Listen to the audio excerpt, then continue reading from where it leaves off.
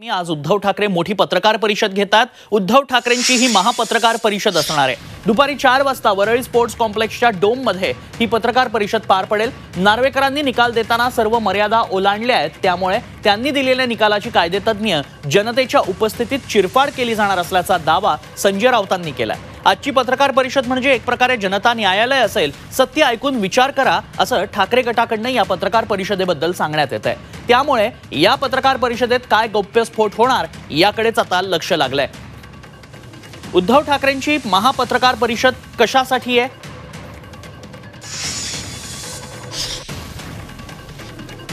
माननीय उद्धव ठाकरे साहेब आणि त्यांच्याबरोबर इतर काही कायदेशीर क्षेत्रातले प्रमुख लोक दिल्लीतून येत आहेत। हे पोल खोल करतील या निकालाची। कशा प्रकारे भारतीय संविधान घटना 10th शेड्यूल याच्या चिंधड्या उडवून हा निकाल दिलेला आहे, हे आज देशासमोर जनतेसमोर स्पष्ट केलं जाईल। आणि देशातल्या पत्रकारांना खुलं निमंत्रण आहे, कोणी या आणि प्रश्न विचारा।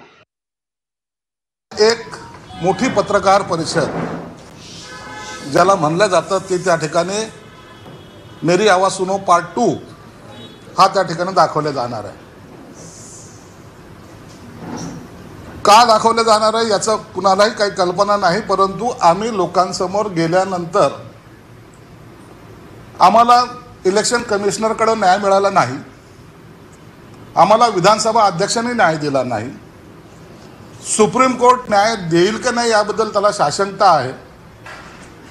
म्हणून हा एक इव्हेंट जर झाला तर लोकांमध्ये ती चर्चा ही घरोघरी व्हावी, हा त्यामागचा उद्देश आहे। तर उद्धव ठाकरेंची ही पत्रकार परिषद नेमकी कशासाठी आहे, जाणून घेऊ त्यामागची काही कारण। शिवसेनेच्या घटनेतील बदलाची माहिती निवडणूक आयोगाला दिल्याचे पुरावे देण्यात। शिंदे गटाला शिवसेना म्हणून मान्यता दिली तर निकालात कुणालाही अपात्र का ठरवलं नाही? शिवसेना पक्षप्रमुख म्हणून उद्धव ठाकरेंची 2013 साली झालेल्या निवडीचे दाखले आणि पुरावे देणार।